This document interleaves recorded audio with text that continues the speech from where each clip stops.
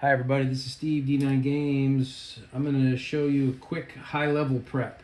So I'll show you my notes here. What I've done is I got a couple of quick prep for my Tuesday level 9 game. About a 15-minute prep. Number one, where are they? So our group just finished taking back the Hoden Bay from the Romans and the vampires. So that's where they are. Where are they headed? They really didn't give me anywhere that they're headed, so I couldn't take advantage of that information. So I started with Hoden Bay.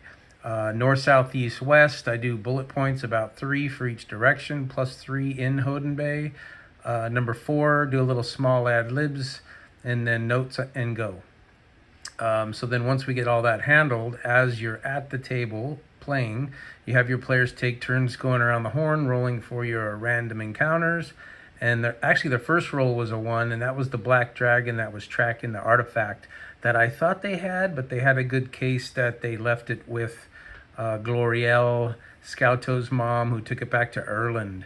So the black dragon came in with his 30 some odd dragon mask wearing cultists, and they just said, okay, you don't have the artifact, where is it? They told him, and then off they go.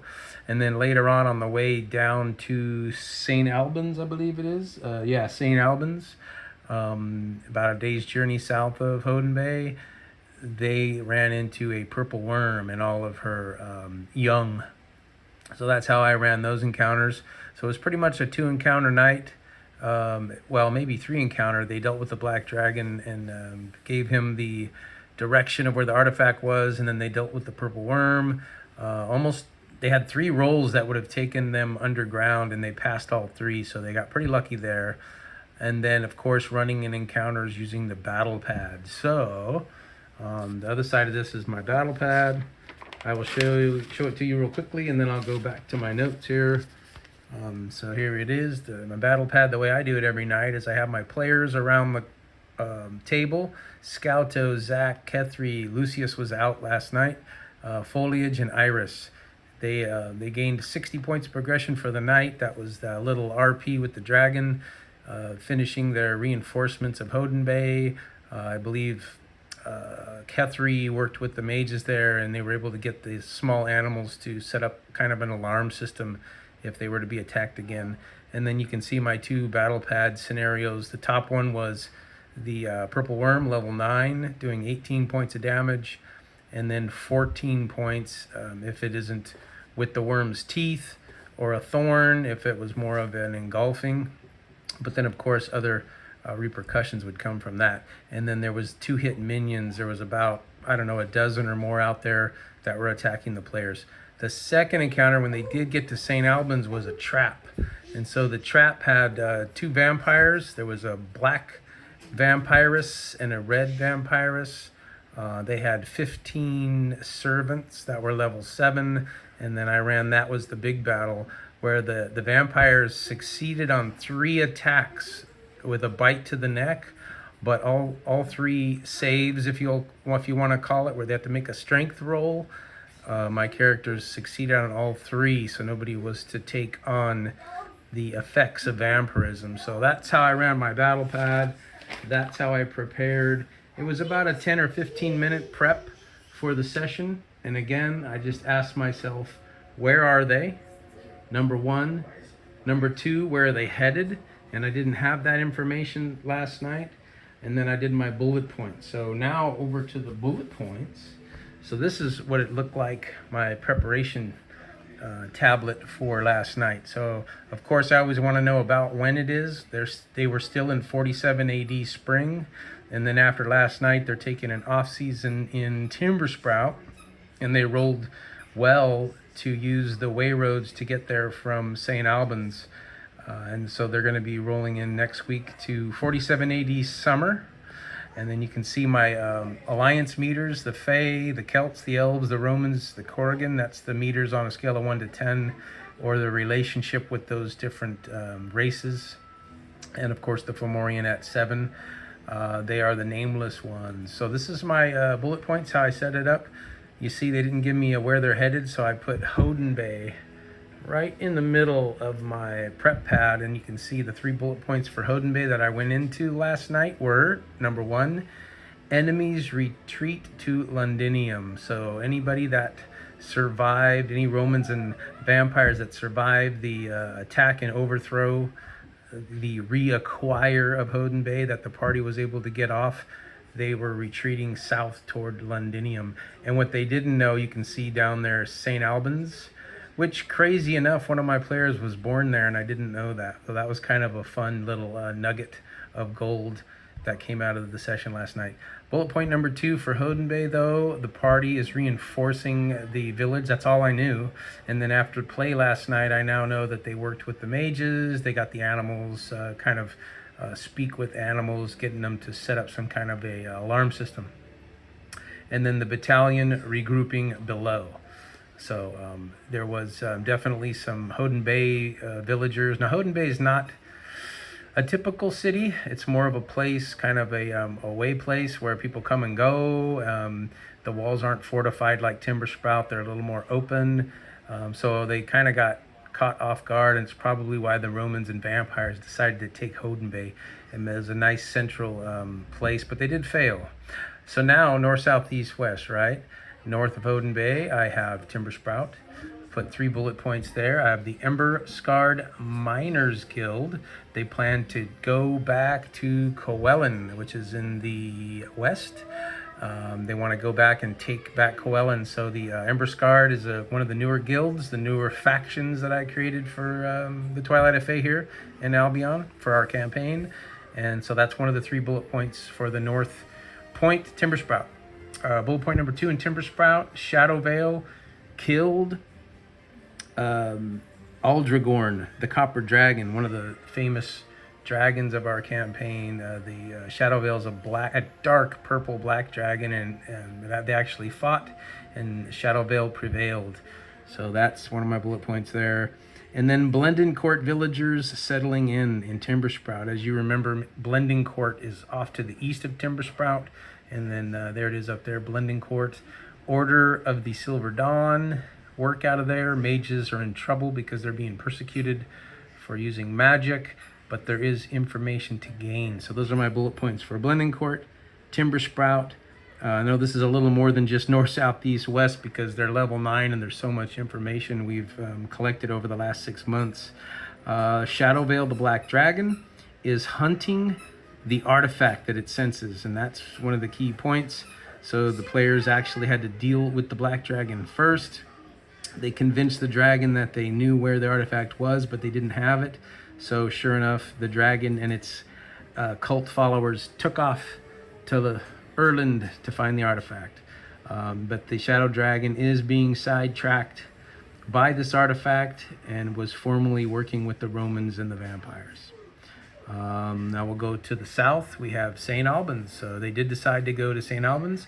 My bullet points before gameplay were trap, staged to kill the resistance, and 2 vampires and many cultists, non-Roman there.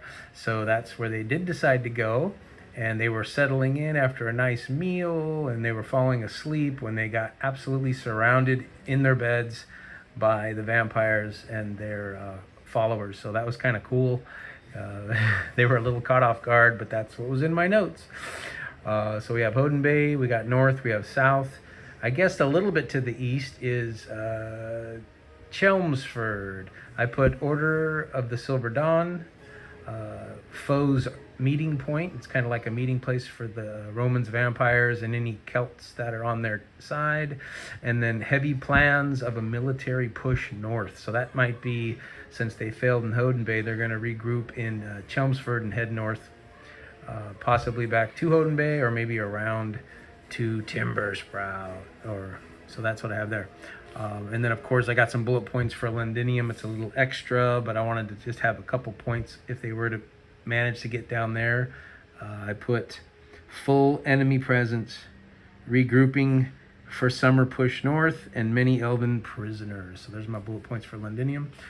There's my little around the horn: Scalto, Kethri, Zach, Lucius, Foliage, and Iris. One thing I did have to make a note during gameplay was the artifact is actually either in Thalandor in Ireland are now with the Frostbound Circle, so they're studying it. And then the last little piece here in the west, my bullet points for Coelen. It's run by the enemy right now. Some Elven slaves, and there's a good. I put good spies, so maybe some spies stayed in Coelen that could help with the invasion that's being orchestrated by the Emberscarred Miners Guild. So that's how I set up for a gameplay. It took me about 15 minutes, I would say, to drop in my central bullet point where I knew they were, what's happening in the north, south, east, west. This is on the fly at game night. And then, of course, the faction or race meters of how they're doing with the different races. So they were concerned with bumping up this one here with the Corrigan. So last night, I did get the information for next week that my players want to go take an off-season in Timber Sprout and then consider helping the Corrigan or the Emberscarred Miners Guild take back Coelen. So that might build up their relations with the Corrigan. So I wanted to throw that out there because it was fresh on my mind from preparing for our game last night. That's how I set up a battle pad. That's how I do my bullet points to get prepared for the evening of gameplay. And then, of course, our encounters were the Black Dragon, which was more role play. So we didn't really have to set anything up there. This dragon is the size of a house. So it wasn't like a smaller thing, dragon that they could battle necessarily. Size of a house with 30 some odd dragon mask wearing Celts, cultists, crazy people. So that was like a quick one. I think I gave them 5 or 10 points of progression for handling that. I think it was 5. And then on their road south to St. Albans, they dealt with the Purple Worm as a Roman camp. A camp of Roman enemies were watching the battle with the Purple Worm, kind of hoping that the worm would eat them all, but they didn't. And then they made some good rolls, so I actually set that encounter up on the board with the Purple Worm, and I use these little clear mini D6s for the worm's pupae or minions or young or whatever, and I made them 2-hit minions, so that made it kind of easy. I'll go back to my battle pad so you can see how I set that up. Here's my Purple Worm. So I put W for worm, level 9, which is 18 for max damage, and then 14 on an off hit. Maybe not using the teeth or whatever, like I mentioned. Armor for this, I'm putting half, so it takes half damage. If you do 20, it's only taking 10. It's got 81 hits. Now to make it easy, I was using 2-hit minions for all the little clear D6 pupae that were out there, and they were surrounding and attacking my players. And so I would turn the die to 1 if they get hit, and then it would just go away if they got hit twice. So that was easy to run. And then when they got into the tavern and they were getting ready for a long rest, a lot of them needed some healing from a long rest. And they got woke in the middle of the night to 2 vampires. One was wearing black, one was wearing red. They were sisters, level 9. So I have 18 on the max damage, which would be a bite. And then a 16 is just an off hit, maybe if it was a claw or something. But I had them also as a special, making the players roll a physical roll against their physical to avoid being turned or affected by whatever this vampiric bite might do. And I kind of left that flexible to see how I wanted to play it. But they succeeded on all 3, so I didn't have to deal with it, and they killed the vampires. 81 hits, 3 pieces of armor, so if they took 10, they were taking 7. And then I had 15 level 7 servants. So this was a nasty battle. 14 with their weapon, 49 hits. They had 5 armor. They're all wearing some good armor and a shield. And so that's how I ran battle number 2. And as far as pop for the night, like I said, I gave them about 5 for the RP with the dragon. The Purple Worm battle was, I think, 20, so that put them at 25, and then this was an insane battle, so whatever the rest to get to 60 would be, I guess that's 35 pop for the grand finale here. And then they did give me, which is nice, their direction for next week. They're going to head back to Timber Sprout for an off season to get all fully healthed up. They can ice some enlightenments, do some mini games, and they've earned plenty of pop, like 160 or almost 200 pop, so there's going to be no repercussions for taking an early off season, and then they're off to help the Corrigan in Coellen to boost their allegiance there. So that's how I did it. That's how I ran my 15 minutes of prep. That's how I ran my game last night, and I thought it went really well. And of course, I was a little nervous going in because I always feel, coming from the old school, like I didn't prep enough, but it was plenty of prep because these players are adding a lot of value as the gameplay goes on. So that's all I have for today. The high level prep video. Hope you all doing well, and until next time, everybody, peace.